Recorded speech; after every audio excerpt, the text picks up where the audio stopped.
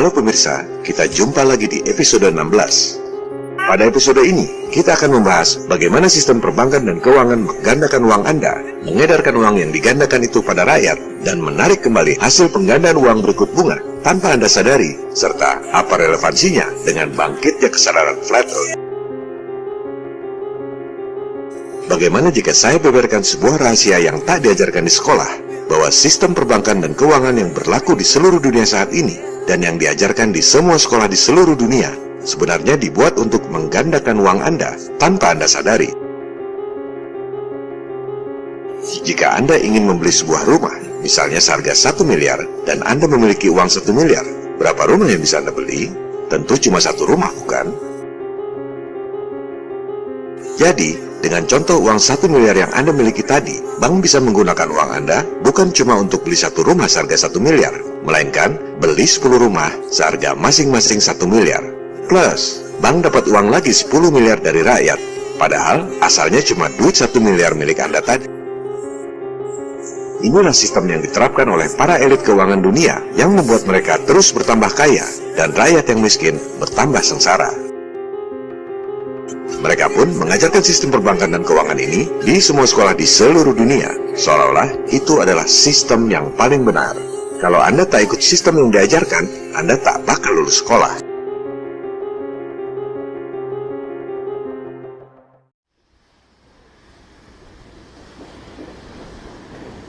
Bagus atau buruk jika masyarakat dibanjiri dengan uang yang banyak, hasil penggandaan uang tanpa di-backup oleh emas atau benda alam berharga lainnya? Jangan heran jika ada yang mengatakan, kan bagus kalau nyetak duit yang banyak, ekonomi jadi tumbuh, kita jadi punya kesempatan untuk dapat banyak duit. Well, dalam jangka pendek memang bagus. Misalnya, untuk pemulihan dari krisis, bolehlah nyetak duit yang banyak, untuk sebentar saja. Tapi, jika terus-terusan nyetak duit yang banyak dalam jangka panjang, hancurlah kehidupan rakyat. Harga barang pada naik hingga mencekik leher Anda. Anda boleh kerja banting tulang cari duit, tetap saja duit Anda tak pernah cukup untuk memenuhi kebutuhan-kebutuhan, karena harga barang naik terus. Dan Anda selamanya jadi budak industri, agar bisa bayar tagihan-tagihan yang harganya naik terus. Mari kita lihat contoh sederhana, bagaimana jumlah uang yang beredar membuat harga barang pada naik.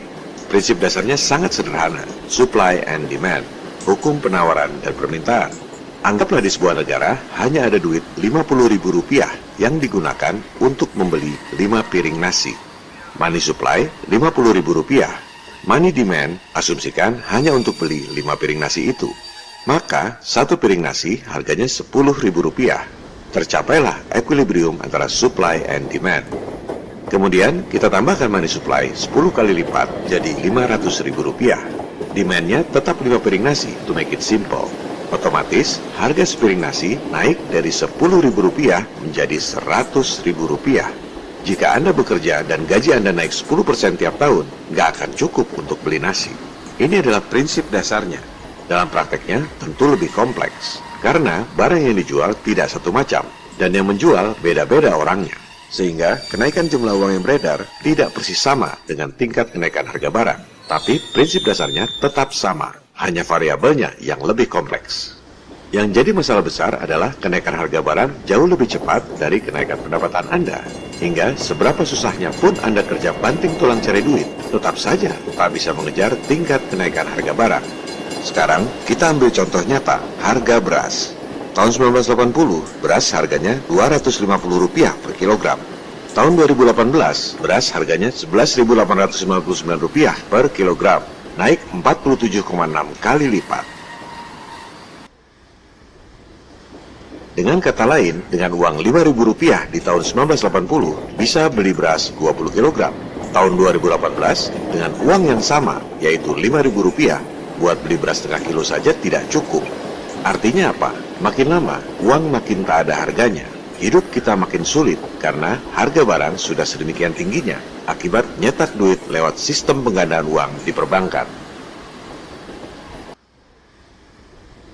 Karena tidak diajarkan di sekolah secara transparan, sebagian besar orang mungkin tidak percaya bahwa selama ini bank menggandakan uang Anda yang menghasilkan begitu banyak uang dalam peredaran.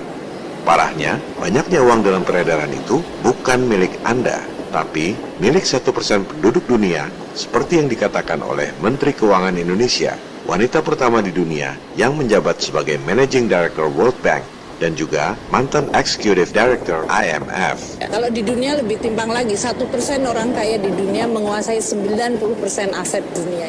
Sama seperti tentang Flat Earth, jika Anda ingin mencari kebenaran, Anda tak bisa mengandalkan apa yang dikatakan dalam pelajaran formal dan apa yang dikatakan oleh media.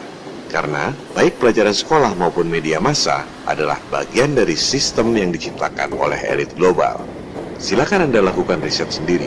Kata kuncinya adalah fractional reserve. Maka Anda akan menemukan kenyataan tentang sistem penggandaan uang ini. Anda mau percaya atau tidak, faktanya adalah seperti itu.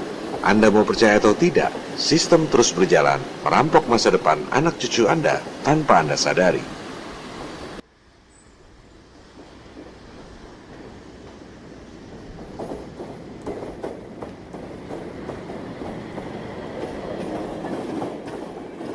Private banks create money out of nothing and lend it at interest. Now, that sounds absurd. When I teach sophomores, about money and banking and how banks, they never believe it. And so you have to go through it again and again. Yes, banks really do create money. They really do. Here's how it happens. And it's absurd, and they're right to doubt that could possibly be what's really going on. But it is.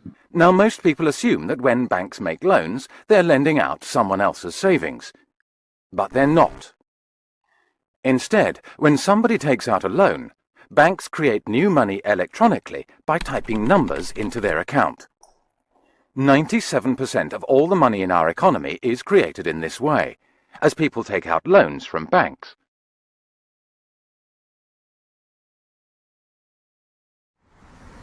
Luar biasa. Rasanya Anda tahu uang. Rasanya tahu betul uang kertas yang ada di dompet Anda. Rasanya Anda tahu uang elektronik yang ada di kartu debit atau kartu kredit. Tapi Anda tak sadar bahwa uang kertas diterbitkan oleh Bank Sentral atas dasar surat utang negara atau Treasury Bond. Jadi, untuk tiap lembar uang kertas dan koin itu, Anda harus bayar utang dan bunganya pada Bank Sentral yang independen dari rakyat dan pemerintahnya sendiri.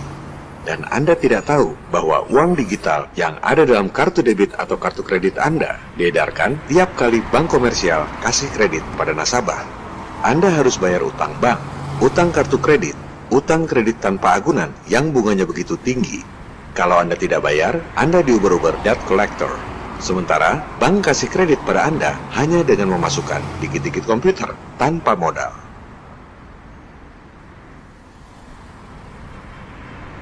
Baik uang kertas maupun uang elektronik diedarkan atas dasar utang. Uang kertas diedarkan oleh Bank Sentral atas dasar utang negara. Uang elektronik diedarkan oleh bank komersial atas dasar utang nasabah. Bagaimana mungkin uang yang rasanya sangat Anda ketahui ternyata tidak seperti yang Anda kira?